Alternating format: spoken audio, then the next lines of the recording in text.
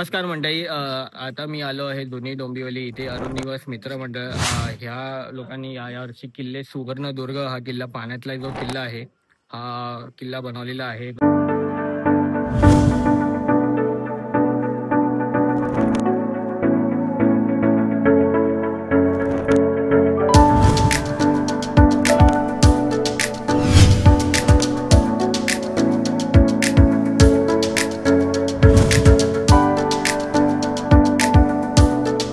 माझ्या पाठीमागे बघू शकता. तर आता आपला दादा पुन्हा ना सर्व माहिती सांगणार आहे आणि त्यांनी हा जो पाण्यातला जो किल्ला आहे ज्या बनवण्याच्या पाठीमागची जी मेहनत आहे तो कसा बनवला जातो हे तुम्हाला आता थोडक्यात आता कळणार आहे. अगदी छोटासाच व्हिडिओ असणार आहे, तर माहितीपूर्ण आणि एक मदत होणार आहे तुम्हाला या व्हिडिओमधून. तर नक्कीच व्हिडिओ पूर्ण बघा आणि व्हिडिओला जास्त लोकांपर्यंत शेअर करा. चला आता दादाकडनं आपण सगळं ऐकूया. नमस्कार मित्रांनो, मी सचिन पाटील, मित्र मंडळ. गेले 18 वर्ष झाले आम्ही किल्ले बनवतोय. प्रत्येक दिवाळी या सणात काहीतरी महाराजांचं एक मान आमच्यातर्फे असला पाहिजे म्हणून आम्ही या कल्याण डोंबिवली राज्यात पहिल्यापासून बघत आलोय. तर या वर्षी आम्ही जलदुर्ग गेल्या 3-4 वर्ष गड बनवत होतो, म्हणून आम्ही विचार केला की यावेळी जलदुर्ग बनवूया. तर आम्ही यावर्षी सुवर्णदुर्ग जो कोकणात स्थित आहे त्याची एक छोटीशी प्रतिमा तयार करायची फक्त प्रयत्न केलाय. तर गेल्या 17 वर्षापासून आम्ही किल्ले बनवत आलोय आणि हा 18वा वर्ष आहे आमचा. तर मी तुम्हाला छोटीशी माहिती की कसं बनवलं याबद्दल देतो.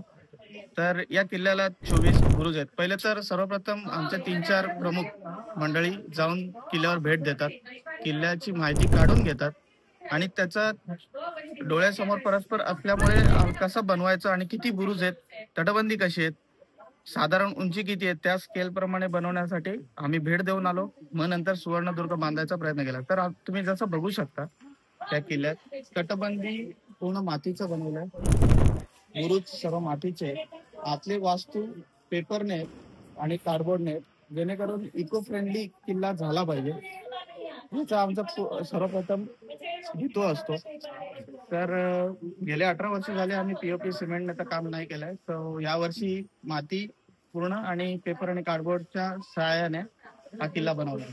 फक्त तुम्ही इथे या बांधकामात पाणी थांबवणं हे मोठा टास्क असतो. पाणी जलदुर्ग जेव्हा येतो पाणी थांबवण्यासाठी आम्ही सिमेंट वापर करतोच. त्याला आम्ही कसे नाही थांबवू शकत. ताडपत्री टाकलं किंवा खाली काही टाकलं तरी पाणी नाही थांबत. सो फ्लोरिंग आहे आणि ते माती पाणी झिरपलं नाही पाहिजे म्हणून आम्हाला पूर्ण सिमेंटचा खाली बेस द्यावा लागतो. आणि हाच एक जो पाणी थांबवण्यासाठी आम्ही सिमेंटचा वापर केलाय. बाकी पूर्ण किल्ला दगड, माती आणि कार्डबोर्ड आणि पेपर्सने बनवलेत. जे वास्तू आहेत ते पूर्ण पेपर आणि कार्डबोर्डवर आहे आणि पेंट केलेत त्याला फक्त. आणि ते जर असं बघितलं गेलं तर मावळे पीओपीचे आहेत ते दरवर्षी सेम मावळे असतात.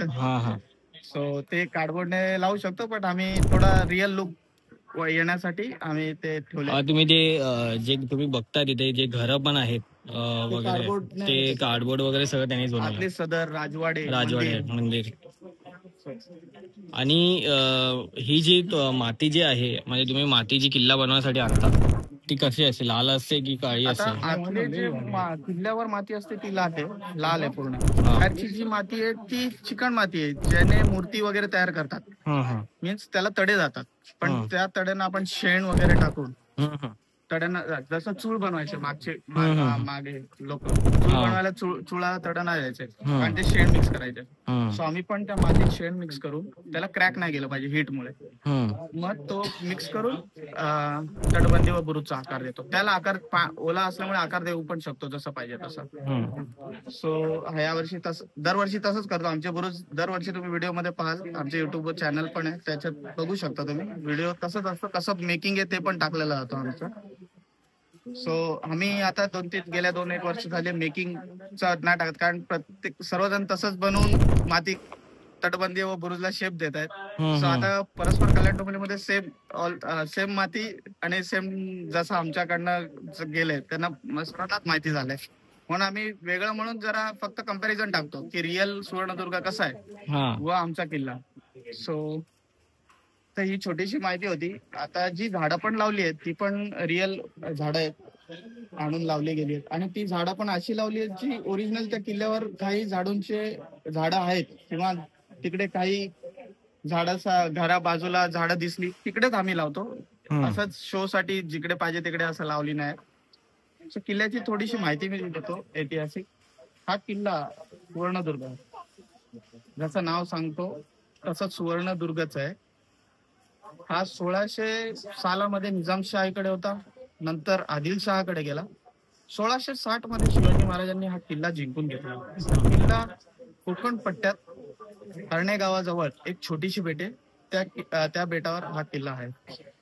हा किल्ला जिंकायचा प्रमुख उद्देश काय होता तर पोर्तुगीज मधनं जे नाव यायचे त्यांना त्यांचा मुकाबला करण्यासाठी आणि आपला जो अरबी विजयदुर्ग, सिंधुदुर्ग, सुवर्णदुर्ग हा एक कोकणपट्टा पूर्ण कव्हर करण्यासाठी हा किल्ला होता. या किल्ल्यात नाव सुवर्णदुर्ग दिला कारण अजून एक महत्वाचं कारण होतं की या किल्ल्यात जहाज बनवायची पण टेक्नॉलॉजी त्यांनी सामील केला होता.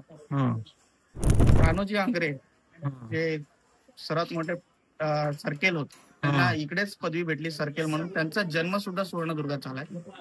अच्छा. कान्होजी आंग्रेंनी नंतर पेशवे काळामध्ये या किल्ल्याची डागडुजी केली. पूर्ण किल्ला काहीतरी कितीतरी होऊन 10,000 होऊन महाराजांकडनं घेऊन त्या किल्ल्याची डागडुजी करण्यात आली होती.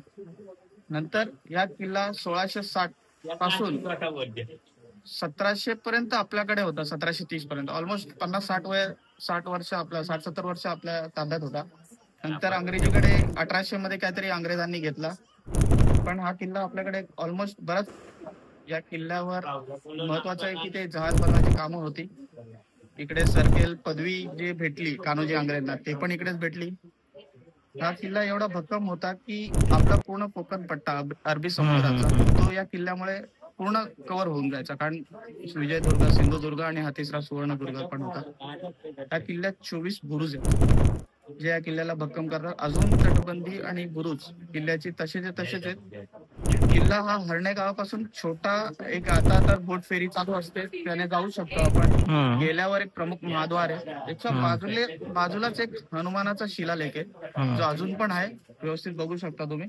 महाद्वार तोच आहे का तुम्ही जो बनवला? जो हा महाद्वार त्याच्या बाजूलाच हनुमानाचा एक शिलालेख आहे. तो आम्ही दाखवला नाही अजून, तो दाखवायचा आहे. बुरुजावरच कोरलेला आहे आणि आत अजून वास्तू बघण्यासाठी काहीच नाही. किल्ल्याच्या काहीच दिसत नाही. जस्ट आम्ही एक सदर आणि काही घरं दाखवले जे थोडेफार वास्तू होते. त्यांचा असा इतिहास कुठेच पुस्तकामध्ये नाही. आंग्रे होते तर निश्चितच आहे की एक मंदिर कुठे ना कुठे असेल, खरं तर असतीलच. सो एक छोटीशी माहिती म्हणून आम्ही हा प्रेझेंट केलाय या वर्षी सुवर्णदुर्ग. खरंच मराठ्यांसाठी हा खूप सुवर्णच होता कारण इकडे बरेचसे लढाई तर झाले नाही पण आपण बाकीचे जहाज जे इकडे पाण्यात कंट्रोल करण्यासाठी समुद्रात कंट्रोल करण्यासाठी लागत होती ते जहाज सर्व इकडनं बनायचे.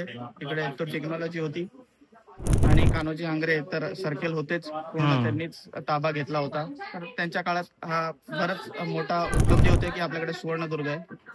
सो ही एक छोटीशी ऐतिहासिक माहिती आहे मी जी दिली आहे. तर हा आमचा किल्ला त्याचा एक छोटासा प्रयत्न केलाय. म्हणूनच महाराजांना कदाचित या किल्ल्यामुळे फादर ऑफ इंडियन नेव्ही म्हणत असतील. येस आणि नाव पण म्हणूनच सुवर्णदुर्ग दिला असेल.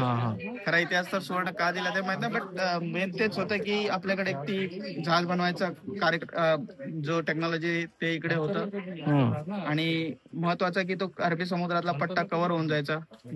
जो पोर्तुगीजचे जहाज वगैरे यायचे तिकडनं त्यांना कंट्रोल करण्यासाठी व त्यांना जबाब देण्यासाठी प्रकारे दादाने छान माहिती दिलेली आहे. आणि हा किल्ला बनवणे म्हणजे इतकं काय सोपं नाहीये कारण तुम्ही इथे बघत असाल हे बांधायचं आणि ते पाणी साचून ठेवायचं.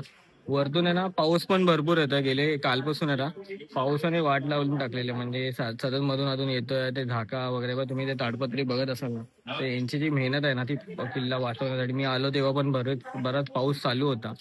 थोडा वेळ थांबलो नंतर मग पाऊस आता गेलाय आणि मग व्हिडिओ करतोय. अशा प्रकारे हा किल्ला वाचवलेला आहे. थोडं काय तुम्हाला जे ओलं दिसतं ना ते पावसामुळे झालेलं दिसतंय आणि बरेच काय गोष्टी आहेत इथे जसं दादाने सांगितलं. तर हा व्हिडिओ मी इथेच एंड करतो. भेटतो तुम्हाला पुढच्या व्हिडिओमध्ये. तोपर्यंत जय हिंद, वंदे मातरम.